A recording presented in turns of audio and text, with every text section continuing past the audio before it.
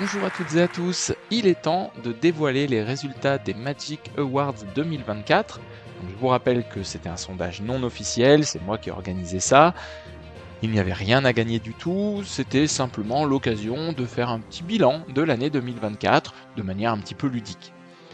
Au final, il y a eu 158 votes, je ne m'attendais pas du tout à ce qu'il y ait autant de réponses pour cette première édition. Donc je suis très satisfait, je vous remercie vraiment toutes et tous un par un pour avoir joué le jeu et avoir donné vos réponses à ce petit sondage. Il y avait 9 catégories de vote allant de la meilleure création au meilleur magicien et meilleure magicienne de l'année. Donc sans plus attendre, passons à la première catégorie qui est la meilleure création de l'année.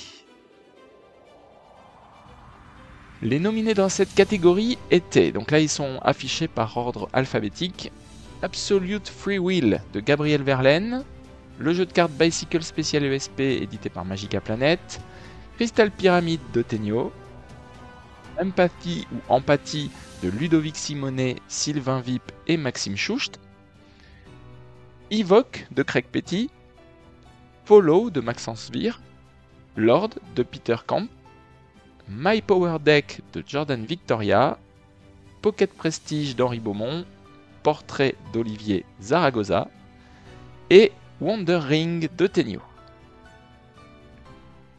Et le vainqueur dans cette catégorie est Lord de Peter Camp avec 23 votes sur 128, soit 17,97%. Vous voyez au graphique ici que ça a été extrêmement serré dans cette catégorie. Le deuxième c'est Absolute Free Will avec 19 votes et ensuite My Power Deck de Jordan Victoria avec 16 votes. Donc bravo à Peter Camp pour sa victoire pour Lord, c'est tout à fait mérité. Vous voyez ici ensuite les différentes options qui étaient proposées.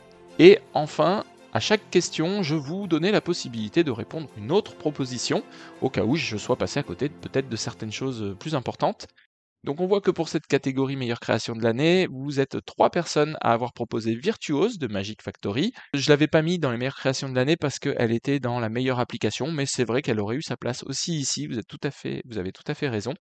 L'un de vous a répondu une bonne vieille OXF, pourquoi pas. Alors l'UMD, l'Ultimate Movie Deck de Vincent Deruy, a été proposé plusieurs fois par plusieurs d'entre vous. Malheureusement, il n'est pas sorti en 2024, il est sorti en 2023, donc il est hors catégorie. Ripo de Tobias Dostal, effectivement, Ripo aurait pu y figurer, il est sorti quelques semaines avant que je crée les Magic Awards, là, donc ça aurait pu effectivement être dans les catégories. Donc merci à ceux qui l'ont proposé ici. Fragrance de Calix était en fait nominé dans la catégorie meilleur effet original, donc c'est pour ça que je ne l'avais pas mis dans les meilleures créations, mais l'un de vous l'a cité ici, très très bien. Emergency Hill et Acronyme en meilleure création, pourquoi pas, donc merci beaucoup à tous ceux qui ont proposé d'autres options. Et encore une fois, bravo à Peter Camp pour Lord, bravo pour la création, et bravo pour avoir remporté cette catégorie à nos Magic Awards 2024. Et d'ailleurs, Peter a eu la gentillesse de me laisser un petit mot à votre attention. Bonjour, c'est Peter Camp. Écoutez, moi et Lily sommes très touchés d'apprendre que Lord a été élu meilleure création de l'année 2024. Avant tout, je voulais remercier la magie sous un autre angle pour cette création, en tout cas cette initiative de cet award 2024. Et puis évidemment, on voulait remercier toutes les personnes qui ont voté pour Lord. Donc voilà, merci beaucoup, on vous remercie énormément. Et puis sur ce, on va vous souhaiter de bonnes fêtes de fin d'année. Au plaisir, à plus tard, au revoir. Donc merci beaucoup Peter et encore bravo pour cette réussite. La catégorie suivante désignait le meilleur effet original de l'année. Donc par effet original, j'entendais un effet un petit peu qui sort de ce qu'on a l'habitude de voir en magie. Donc je vous proposais demi-deck d'Angelo Carbone, Fragrance de Calix, Liquify de Tobias Dostal, les routines audio de VD Création, Six Pack de Magic from Holland et Ferry de Rimer, j'espère que je prononce bien, et Unbroken de Tenyo.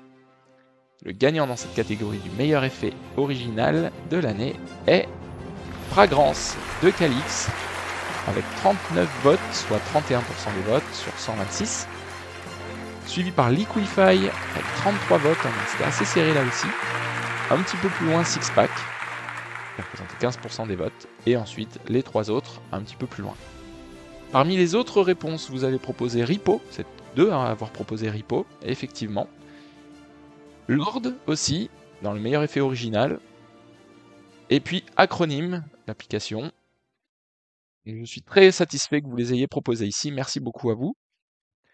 Et encore une fois, bravo à Calix, à la fois pour cette réussite et pour cette création fantastique qui est Fragrance. Bravo encore Calix. Une catégorie suivante désignait la meilleure application mobile. Alors là, vous allez voir que j'ai un petit peu cafouillé dans cette catégorie, je vais vous expliquer ça juste après. Donc là, on a 3 propositions. Hacker des French Twins, Topics de Pierre Accour et Sébastien Macaque, et Virtuose de Magic Factory. Le gagnant dans cette catégorie est Virtuose de Magic Factory avec 33 votes sur 118, soit 27,97%.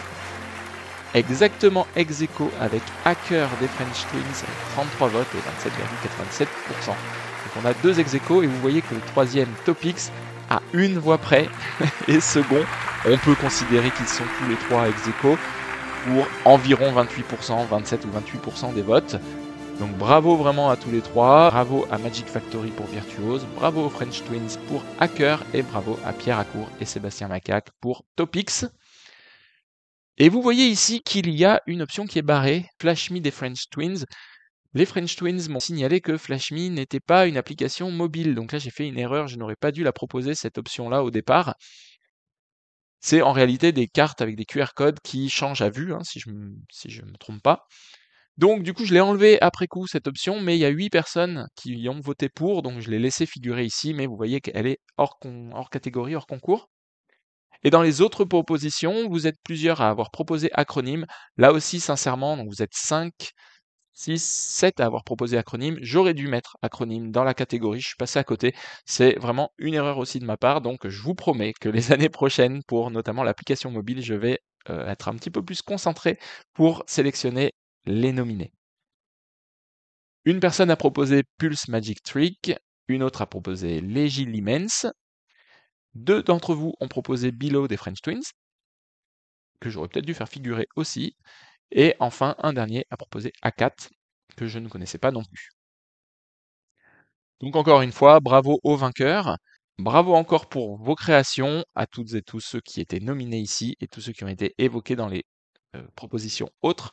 Les applications mobiles sont souvent un petit peu mises de côté au niveau des magiciens, parce qu'on se dit que comme c'est sur un téléphone, les spectateurs vont tout de suite penser que c'est truqué, à juste titre, mais en réalité, ils ne le pensent pas forcément si les applications sont bien faites, et c'est le cas de celles qui ont été citées ici. Donc si vous ne connaissiez pas, allez y jeter quand même un petit coup d'œil, vous n'allez pas être déçus. La catégorie suivante désignait le meilleur livre de l'année. Livre de magie, évidemment. Il y avait ESP System d'Antoine Salambier, Les Cahiers du Mentalisme édité par Fantasium, les cartes ESP d'Armand Porcel pour sa réédition 2024, le manuel de close-up d'Harry Lorraine, PNL et magie de Benoît Campana pour sa réédition 2024, Réflexion de Michael Murray, Répertoire d'Azzy Wind, Stairway de Marcoby, Surnateum Archivum de Christian Schellman et le Very Best of Édouard Marleau pour sa réédition 2024. Du beau monde là-dedans. Et le vainqueur de cette catégorie, du meilleur livre de l'année, est Stairway de Marcoby avec 38 votes sur 128, soit presque 30% des votes, suivi par Azzy Wind qui a eu 14 votes, soit 11%. Donc on voit une victoire écrasante de Marcoby avec son livre Stairway. Vous voyez ici les résultats suivants. Et puis ensuite les propositions que vous avez faites. On retrouve Lord. Effectivement, je n'avais pas mis Lord dans le meilleur livre de l'année, alors qu'il y a un livre en plus du tour en lui-même.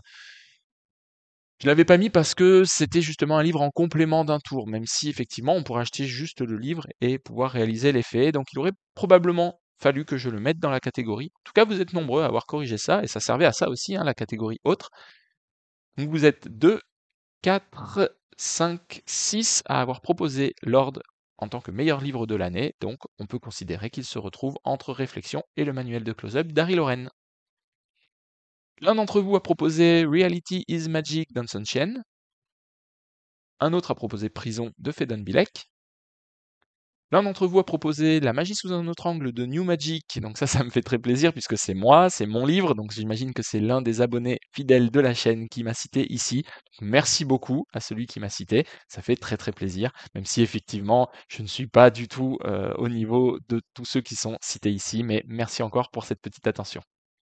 Le livre Iceberg de Gabriel Verlaine, malheureusement, n'est pas sorti en 2024, donc il est hors concours. Green Neck non plus. Par contre, peut-être Green Neck 2, je crois, est sorti en 2024, donc il aurait pu éventuellement figurer. En tout cas, c'est toujours intéressant de les citer ici. Et puis Barrage de John Bannon, une voix. Donc, bravo encore une fois à Marc Hobby pour son livre Stairway et sa réussite cette année. Et d'ailleurs, on reparlera de Marc Hobby puisqu'il était nominé dans la catégorie meilleur magicien de l'année. La catégorie suivante désignait la meilleure plateforme de vidéos payante. Il y avait les conférences de Philippe Molina, le double fond TV, le DVD qu'on peut acheter en boutique de magie, The Netrix de Craig Petty, qui est une sorte aussi de Netflix comme le double fond TV, mais en anglais cette fois-ci, et les vidéos dématérialisées qu'on peut acheter en boutique en ligne, tout ce qui est download et VOD. Et le gagnant dans cette catégorie est les conférences de Philippe Molina avec 77 votes sur 128, soit 60%, donc une victoire écrasante, hein, ça se voit sur le graphique. Bravo à toi Philippe. Donc les conférences de Philippe Molina, dans lesquelles on retrouve très souvent son acolyte Régis, avec qui donc ils font des vidéos, ils expliquent des tours de cartes dans la plupart du temps, qui ont effectivement remporté beaucoup de succès cette année, et ça se voit ici, donc bravo à toi. On retrouve en seconde position les vidéos dématérialisées qu'on peut acheter en boutique en ligne, donc les downloads, 21 votes, donc 16%. Les DVD ont encore de l'avenir, puisqu'on voit qu'il y a eu 11 votes sur 128, soit environ 9%. Ensuite, on trouve les deux plateformes de type Netflix, le double fond TV et The Netrix de Craig Petty. C'est un petit peu logique que The Netrix se trouve en dessous, puisque c'est en anglais, autant prendre un abonnement auprès du double fond TV si on veut ce type de plateforme. Ensuite, dans les propositions autres, l'un d'entre vous a proposé Xhamster. Alors pour moi, Xhamster, c'est une plateforme de vidéos pour adultes. Donc bon, je vois pas trop ce que ça vient faire ici. Alors est-ce que c'est une erreur? Est-ce que c'est une blague? Je ne sais pas. J'ai décidé de le laisser, puisque de toute façon, ici, il n'y a rien d'officiel. Donc on s'amuse. Donc voilà, je trouvais ça marrant. Donc c'est pourquoi pas. Ensuite, The Loop de Copland Coin. Donc ça, je ne connaissais pas. The Family Studio 52 de Ben Earl. Ok. Merlin Magie, pareil, je ne connaissais pas. Magie Plus, également. Et enfin, Apéro Magic VM Live. Alors là, je m'en veux beaucoup. Et je remercie énormément la personne qui a cité les apéros magiques de Virtual Magie, puisque Thomas de Virtual Magie fait un gros travail. Il organise régulièrement, je crois que c'est une fois par semaine, les apéros magiques VM, donc Virtual Magie. Ce sont des lives via Zoom. Ils sont pour la première partie gratuite et la suite de la soirée est payante, auxquels vous pouvez du coup assister, donc gratuitement comme je disais pour la première partie, et dans lesquels il y a régulièrement des grands noms de la magie, comme Gaëtan Bloom par exemple, ou Otto Wesley. Ce sont des beaux rendez-vous, sincèrement, il y a du gros travail qui est fait, et je m'en veux encore une fois beaucoup de ne pas avoir cité les VM Live dans les ressources vidéo payantes, tout comme d'ailleurs dans les ressources vidéo gratuites. Donc à l'avenir, pour les prochaines éditions, je tâcherai de ne pas oublier Virtual Magie puisque c'est un incontournable et c'est un lieu de rassemblement qui est très important pour les magiciens en France. Si vous ne connaissiez pas, allez voir, sincèrement, vous n'allez pas le regretter. Et donc encore une fois, bravo à Philippe Molina et merci aussi pour ses conférences, pour tout le travail qu'il réalise. Et d'ailleurs, Philippe a tenu à vous laisser ce petit message. Eh bien bonjour à tous, alors je tenais à vous remercier d'abord parce que j'ai appris que j'étais nominé pour, c'était quoi la meilleure vidéo, enfin la meilleure ressource vidéo payante. Ça m'aurait embêté d'être nominé pour la meilleure vidéo gratuite. Non mais vraiment merci beaucoup. Et puis en plus j'ai appris que j'avais le plus de voix, donc que j'avais gagné cette catégorie-là. Alors je tenais à vous remercier tous pour avoir voté pour moi, puis même ceux qui n'ont pas voté pour moi d'ailleurs. Et surtout je tenais à remercier quelqu'un qui est avec moi, qui est là. Parce que, en fait, sans lui, hello. Ça n'existerait pas, parce qu'on a décidé pendant le confinement de faire une première conférence qui a bien marché, conférence en duo. Puis l'année suivante, une deuxième, une troisième, une quatrième, une cinquième. 5 conférences. 5 conférences en duo. Et après, j'ai fait des conférences en duo sur le même format, avec Bebel, Marc Hobby, Carlos Vaquera, Andrea, Mathieu Avessi. Il y en a d'autres programmés, notamment Jean-Jacques Sanvert bientôt. Matt. Donc voilà, ouais, et puis sans doute encore d'autres, Maven et d'autres idées encore. Pour l'instant, je révèle pas trop les noms, mais voilà. Voilà, alors merci beaucoup, et puis l'aventure continue, et puis quelque chose à merci dire, de m'avoir peut-être. fait confiance dans ce projet aussi. Bah ouais, enfin, C'était cool. Et puis on s'amusait de base. il y aura encore d'autres projets à venir dans les années, Sans doute. dans les semaines et les mois qui vont venir. Les décennies. Dans un temps prochain. Voilà, merci en tout cas. Merci beaucoup Philippe, c'est mérité. On passe à la catégorie suivante, la meilleure plateforme de vidéo gratuite. Donc là, j'avais mis plutôt les réseaux sociaux, c'est-à-dire Facebook, Instagram, TikTok, YouTube et puis ensuite les autres réseaux sociaux, même si YouTube n'est probablement pas un réseau social, mais un petit peu. Le vainqueur dans cette catégorie des vidéos gratuites est YouTube avec une victoire écrasante, avec presque 3/4 des votes, donc 98 votes sur 132, suivi de très loin par Facebook avec 16 votes, Instagram 15 votes, donc à peu près équivalent, et ensuite TikTok, les réseaux sociaux, et l'un d'entre vous a cité Gruppo Caps, que je ne connaissais pas, qui semble être une plateforme italienne. Bon, c'est toujours intéressant à connaître, donc merci beaucoup pour celui qui l'a ajouté ici. Et donc là, je voudrais quand même m'attarder une petite seconde sur ce résultat. YouTube est très souvent dénigré par beaucoup de magiciens parce que on y trouve des explications de tours gratuites du débinage en masse. Et c'est quelque chose qui est pas bien pour notre art, pour la magie. Mais regardez ce résultat, regardez sous les yeux. YouTube est une plateforme essentielle pour apprendre la magie gratuitement pour les magiciens. Donc je pense qu'il faut regarder YouTube vraiment sous un autre angle. C'est vraiment une plateforme essentielle, très importante, qui a sa place dans l'histoire de notre art. Alors effectivement, à cause de YouTube, il y a probablement des tours qui sont débinés et ça, donc effectivement, il faut faire la chasse à ça. Mais grâce à YouTube aussi, il y a beaucoup de magiciens qui apprennent des tours et qui progressent grâce à YouTube. Alors on peut se dire oui, progresser est un grand mot parce que parfois les tours vont être expliqués sans contexte autour. Effectivement, c'est à chacun d'aller choisir les bonnes chaînes, les chaînes utiles, les chaînes intelligentes et pas de prendre juste des explications de tours. On sait tous qu'un tour ne se résume pas à son truc et que c'est bien souvent la présentation qui va le rendre magique. Et ça, c'est rarement expliqué sur YouTube. Mais en attendant, voyez ça, hein, il faut garder ça en tête. YouTube, c'est vraiment une plateforme indispensable aujourd'hui. Il faut apprendre à vivre avec YouTube et grâce à YouTube, d'une certaine manière, la magie a une grosse visibilité et je pense que ça aussi, c'est quand même important. Passons maintenant à la catégorie du magicien de l'année. Alors, c'est magicien ou mentaliste de l'année. Sont cités ici Craig Petty, Darren Brown, Gabriel Verlaine, David Stone pour son personnage de Klekanthos, Mark Hobby et Tobias Dostal. Et le vainqueur de cette catégorie est Mark Hobby avec 56 votes sur 148, soit 37% des votes, suivi un petit peu plus loin par David Stone pour le personnage de Klekanthos avec 37 votes, soit 25%, et un petit peu plus loin encore Gabriel Verlaine avec 22 votes pour presque 15% des votes. Et ensuite suivent Tobias Dostal, Darren Brown et nettement plus loin Craig Petty. Alors j'avais mis Craig Petty dans cette catégorie, on pourrait se demander pourquoi il était là. J'avais mis parce que ça a été un créateur très prolifique cette année 2024, il a produit énormément, notamment de paquets de cartes truquées, très originaux, donc je trouvais qu'il avait sa place. Les votes montrent que effectivement pas forcément, il n'a pas forcément marqué cette année pour vous, donc très bien.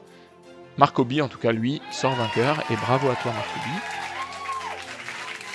Dans les propositions que vous avez suggérées, il y a eu Maxence Vir pour 2 d'entre vous, Fedon Bilek pour 1, Philippe Molina pour une proposition, Mathieu Amessi pour 1 aussi, Mathieu Stemson pour une proposition, je vais y revenir, Benjamin Earl, The Family, une personne, et Armand Porcel, une personne, à voter pour lui. Alors, Mathieu Stepson, effectivement, a marqué cette année 2024 par son passage dans La France un incroyable talent, et qu'il a remporté d'ailleurs, donc bravo à toi Mathieu, si tu regardes cette vidéo, écoute, je suis honoré.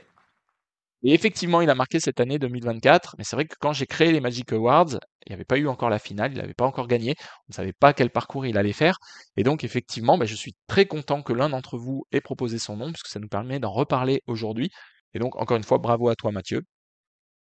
Et surtout, bravo à Mark Hobby. Mark Hobby, champion du monde quand même de magie cette année, hein, c'est pas rien. Il a cartonné aussi avec son livre, on l'a vu, meilleur livre de l'année.